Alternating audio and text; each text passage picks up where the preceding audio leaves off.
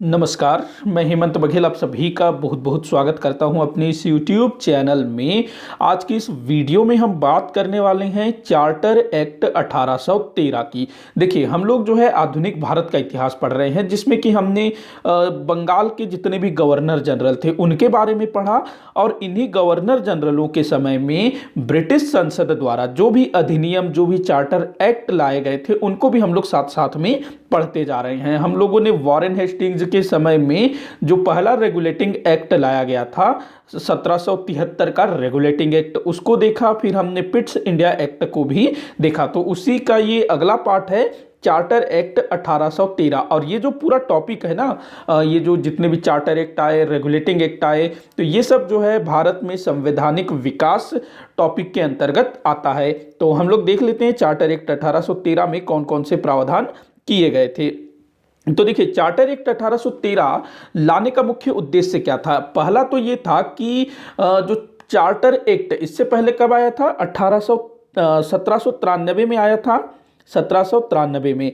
और 1793 के charter act के तहत भारत में ब्रिटिश ईस्ट इंडिया द्वारा भारतीय क्षेत्रों में प्रशासन करने का जो अधिकार है उसको 20 वर्ष के लिए बढ़ा दिया गया था। तो उसी को जो है फिर से नया बनाना था, मतलब उसमें कुछ संशोधन करने थे, एक तरह से इसका जो है नवीनीकरण करना था। इसीलिए 1813 में ये चार्टर एक्ट लाया गया। इसके अलावा अगर हम ये देखें कि इसमें जो प्रावधान किए गए थे, कई सारे जो है काफी महत्वपूर्ण प्रावधान किए गए थे, तो उनकी आवश्यकता क्यों पड़ी थी उसके बारे में थोड़ा सा हम लोग देख लेते हैं। तो देखो, 1813 में कंपनी के चार्टर एक्ट की अवधि समाप्त होने वाली थी। तो इंग्लैंड में कंपनी के व्यापारिक अधिकार को समाप्त करने की मांग आने लगी। देखो, क्या था कि सबको पता था 1813 में जो भारत में ब्रिटिश ईस्ट इंडिया कंपनी का जो कार्यकाल है उसका समाप्त हो जाना है, तो उसमें मतलब नया संशोधन होगा, ये सबको पता था। तो जब ये समय आने लगा 1813, तो इंग्लैंड में क्या हुआ, कंपनी के व्यापारिक एकाधिकार को समाप्त करने की मांग की जाने लगी। मतलब कि भारत में ब्रिटिश ईस्ट इंडिया कंपनी को व्यापार करने का एकाधिकार प्राप्त हुआ था, तो इस एकाधिकार को समाप्त करने की मांग की जाने लगी। अब ये मांग क्यों की जा रही थी, देखो किसके द्वारा की जा रही थी। तो जो ब्रिटिश ईस्ट इंडिया कंपनी में जो दूसरे व्यापारिक कंपनियां थी ना, वो भी चाहती थी कि वो भारत में आकर के व्यापार करे, लेकिन भारत में तो केवल ब्रिटिश ईस्ट इंडिया उसी का शासन है और उसी को व्यापारिक एकाधिकार प्राप्त है। तो क्या था कि इधर ना जो ब्रिटिश ईस्ट इंडिया कंपनी है उसको भी कुछ समस्याएं थी। तो देखते हैं, कंपनी के भारतीय साम्राज्य में अत्यधिक वृद्धि हो जाने से भी उसके व्यापारिक तथा राजनैतिक दोनों मोर्चों को संभाल पाना मुश्किल हो रहा था। मतलब जो ब्रिटिश ईस्ट इंडिया कंपनी है 1813 तक उसका जो राज्य क्षेत्र है ना वो काफी बढ़ गया था। शुरुआत में क्या था, बंगाल, बिहार, उड़ीसा वही उनके अधिकार में था, लेकिन जो लॉर्ड वेलेस्ली था उसने सहायक संधि कर करके बहुत सारे राज्यों के क्षेत्रों को प्राप्त कर लिया। तो ब्रिटिश ईस्ट इंडिया कंपनी का जो अधिकार क्षेत्र है वो काफी बड़ा हो गया। तो अब जो है ब्रिटिश ईस्ट इंडिया कंपनी वो व्यापार भी कर रही है, प्लस वो राजनीतिक शक्ति भी है। तो दोनों चीजों को संभाल पाना उसके लिए मुश्किल हो रहा था। मतलब अब वो खुद भी जो है किसी एक चीज पर ध्यान लगाना चाहती थी। इसके साथ ही अहस्तक्षेप के सिद्धांत तथा नेपोलियन द्वारा लागू किए गए महाद्वीपीय व्यवस्था से अंग्रेजों के लिए यूरोपीय व्यापार के मार्ग समाप्त लगभग बंद हो गए थे। अतः सभी चाहते थे कि कंपनी का व्यापारिक एकाधिकार समाप्त कर दिया जाए। अब इस पॉइंट को समझते हैं कि अहस्तक्षेप के सिद्धांत क्या था। तो देखो, मैंने बताया था जब हम लोग लॉर्ड वेलेस्ली के विषय में पढ़ रहे थे, तो उस समय नेपोलियन इसने पूरे यूरोप में हाहाकार मचा रखा था और इसने लगभग पूरे यूरोप को अपने सामने झुका दिया था, पूरे यूरोप को अपने प्रभाव में ले लिया था। और इसने ना महाद्वीपीय व्यवस्था, मतलब कि यूरोप में जो भी व्यापार होता है, बाहर से जो भी व्यापारी जहाज आते हैं, जो भी दूसरे व्यापारी आते हैं, तो उन सबको ना अपने नियंत्रण में ले लिया था, पूरे मतलब व्यापार को। तो इससे जो इंग्लैंड के व्यापारी थे उनको भी यूरोप में व्यापार करने में काफी दिक्कत हो रही थी। तो इंग्लैंड के जो व्यापारी थे अब वे क्या चाहते थे, भारत में जाकर के व्यापार करना चाहते थे। लेकिन भारत में तो केवल ईस्ट इंडिया कंपनी ही व्यापारिक एकाधिकार प्राप्त करके बैठी हुई है। तो इसी कारण से ना इंग्लैंड के जो व्यापारी थे वो भारत में ब्रिटिश ईस्ट इंडिया कंपनी के व्यापारिक एकाधिकार को समाप्त करने की मांग करने लगी और इस मांग को पूरी भी की जाती है 1813 के चार्टर एक्ट के तहत। तो ये चीजें आप लोग ध्यान रखिएगा, 1813 के चार्टर एक्ट के पहले इंग्लैंड में ये सारा कुछ चल रहा था। अब हम लोग बात करते हैं 1813 के चार्टर एक्ट में क्या क्या व्यवस्थाएं की गई थी। तो जो पहला पॉइंट है, जैसा कि इंग्लैंड के व्यापारी मांग कर रहे थे कि कंपनी के व्यापारिक एकाधिकार को समाप्त किया जाए, तो ब्रिटिश ईस्ट इंडिया कंपनी का भारतीय व्यापार का एकाधिकार समाप्त कर दिया गया। ध्यान रखेंगे 1813 में भारत में ब्रिटिश ईस्ट इंडिया कंपनी को जो व्यापारिक एकाधिकार प्राप्त हुआ था उसको समाप्त कर दिया गया। प्रश्न अक्सर पूछा जाता है कि किस चार्टर एक्ट के द्वारा भारत में ब्रिटिश ईस्ट इंडिया कंपनी के व्यापारिक अधिकार को समाप्त किया गया। तो 1813 के चार्टर एक्ट में, मतलब अब जो है ब्रिटिश ईस्ट इंडिया कंपनी के अलावा इंग्लैंड की जो दूसरी कंपनियां हैं वो भी यहां व्यापार करने के लिए आ सकती है और यहां पर आके अपना जैसा चाहे वैसा वो व्यापार कर सकती है। तो ये कब हुआ था? 1813 के चार्टर एक्ट में। इसके बाद एक शब्द मैंने लिखा यद्यपि, तो यद्यपि उसका चीन से व्यापार एवं चाय के व्यापार पर एकाधिकार बना रहा।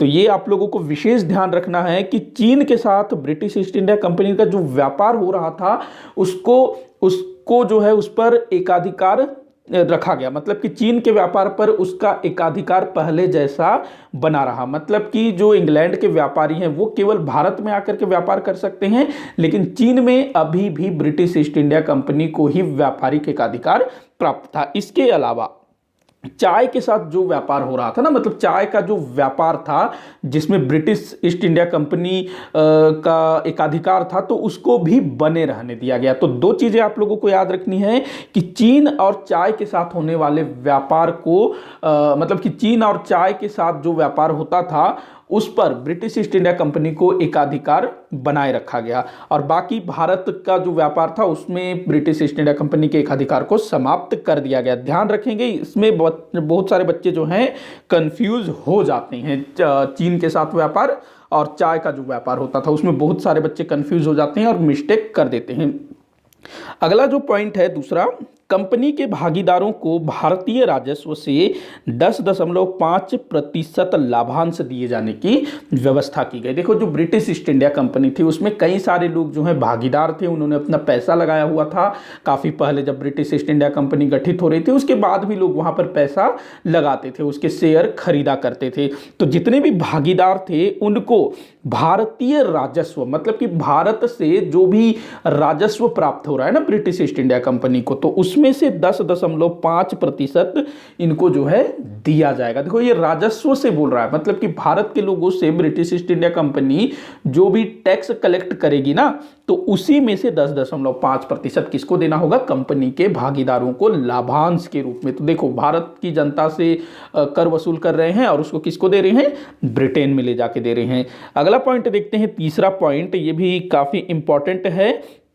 तो देखिए, ब्रिटिश ईस्ट इंडिया कंपनी को अगले 20 वर्ष के लिए भारतीय प्रदेशों तथा राजस्व पर नियंत्रण का अधिकार दे दिया गया। देखिए, जो अधिनियम आते थे ना, जैसे कि पहला रेगुलेटिंग एक्ट आया 1773 में, उसके बाद जो अगला जो चार्टर एक्ट आया वो कब आया? 1793 में, 20 वर्ष बाद। हाँ, बीच में जो पिट्स इंडिया एक्ट 1784 और 1786 का अधिनियम, ये मतलब कुछ सुधार करने के लिए लाया गया था, लेकिन प्रत्येक 20 वर्ष में ये जो एक्ट है वो लाया जाता था। 1713 के बाद 1793 के बाद 1813 में आया, 1813 के बाद आएगा 1833 में, 1833 के बाद 1853 में। मतलब कि हर 20-20 साल में ये जो है एक्ट लाया जाएगा और कंपनी का जो भारत पर अधिकार है उसको 20 वर्ष के लिए बढ़ा दिया जाएगा।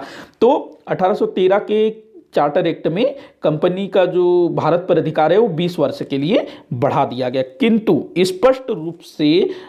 स्पष्ट कर दिया गया कि इससे इन प्रदेशों का क्राउन के प्रबंधों पर कोई प्रभाव नहीं पड़ेगा। मतलब कि ये जो क्षेत्र है तो मतलब कि क्राउन के ही अधिकार में, क्राउन मतलब ब्रिटेन का जो शासक होगा ना उसी के ही अंडर में है। बस ब्रिटिश ईस्ट इंडिया कंपनी जो है एक शासक के रूप में यहाँ पर शासन कर रही है, अंतिम जो अधिकार है वो ब्रिटेन के शासक का, ये बोला गया। और ये जो चीज है ना, मतलब कि भारत के अंग्रेजी राज्य की संवैधानिक स्थिति को पहली बार स्पष्ट किया गया। मतलब कि ये बोला गया कि जो भारत है अंतिम रूप से ब्रिटिश जो सम्राट है उसके ही अधिकार में है, ये बोला गया। और इस चीज को ना पहली बार 1813 के चार्टर एक्ट के द्वारा ही स्पष्ट किया गया। मतलब जो ब्रिटिश ईस्ट इंडिया कंपनी जो कि 1600 में भारत आती है और यहाँ पर वो अपना व्यापार करती है, फिर मौका पा करके यहाँ पर वो अपना राज्य स्थापित करती है बड़ी मेहनत से, तो उस पर ब्रिटिश संसद मतलब कि ब्रिटेन के सम्राट ने अपना अधिकार जता दिया। मतलब हैं तो ये लोग ब्रिटेन के ही। तो अंतिम रूप से ये बोला गया कि जो कंपनी है उसको 20 वर्ष के लिए हम शासन करने का अधिकार देते हैं, लेकिन अंतिम रूप से इस क्षेत्रों पर किसका अधिकार होगा? क्राउन का अधिकार होगा। तो इसको ध्यान रखेंगे। अगला पॉइंट देखते हैं, सभी अंग्रेज व्यापारियों को भारत में व्यापार करने की छूट दे दी गई। मतलब वही ब्रिटिश ईस्ट इंडिया कंपनी के व्यापारिक एकाधिकार को समाप्त कर दिया गया और ब्रिटेन के जितने भी व्यापारी हैं सभी को भारत के साथ व्यापार करने का अधिकार दे दिया गया। अगला पॉइंट है पांचवा, नियंत्रण बोर्ड की शक्ति को परिभाषित किया गया तथा उसका विस्तार भी किया गया। नियंत्रण बोर्ड अर्थात जो बोर्ड ऑफ कंट्रोल था ना, मैंने बोर्ड ऑफ कंट्रोल और कोर्ट ऑफ डायरेक्टर्स के ऊपर अलग से डिटेल में वीडियो बनाया हुआ है, उसको आप लोग जरूर से देखिएगा तो ये चीजें आप लोगों को समझ में आएगी और किस तरह से ब्रिटिश संसद का ब्रिटिश ईस्ट इंडिया कंपनी पर नियंत्रण होता था उसको आप लोग अच्छे से समझ पाओगे। तो इसी नियंत्रण बोर्ड अथवा बोर्ड ऑफ कंट्रोल इसकी शक्ति को परिभाषित किया गया तथा उसका विस्तार भी किया गया। अगला पॉइंट है, ईसाई धर्म प्रचारकों को आज्ञा प्राप्त करके भारत में धर्म प्रचार के लिए आने की सुविधा दी गई। मतलब यहाँ जो है धर्म प्रचार के लिए आने की सुविधा दी गई। तो ये भी कई बार पूछा गया है कि ईसाई धर्म प्रचारकों को भारत में धर्म प्रचार के लिए कब अनुमति दी गई? तो 1813 के चार्टर एक्ट में।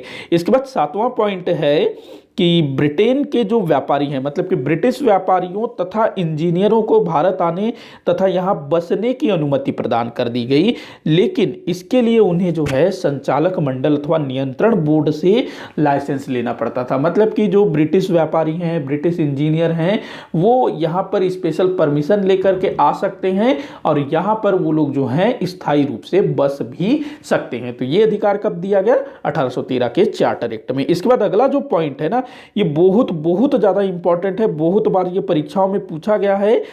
पहली बार ये हुआ था तो कंपनी की आय से भारतीयों की शिक्षा के लिए प्रति वर्ष 1 लाख रुपए ये है ना व्यय होना था, व्यय।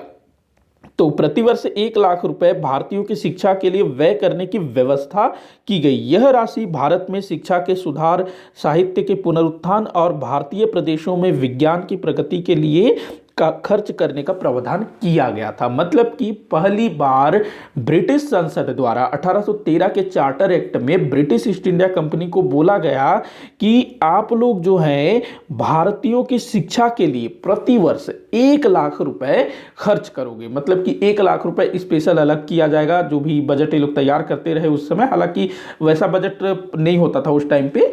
तो 1 लाख रुपए जो है भारतीयों की शिक्षा और भारत का जो भी साहित्य वगैरह है उसके विकास के लिए खर्च किए जाने की बात कही गई और ये पहली बार हुआ था। बहुत बार ये चीज़ परीक्षाओं में पूछा गया है और ये चीज़ ध्यान रखेंगे। तो ये था 1813 का चार्टर एक्ट।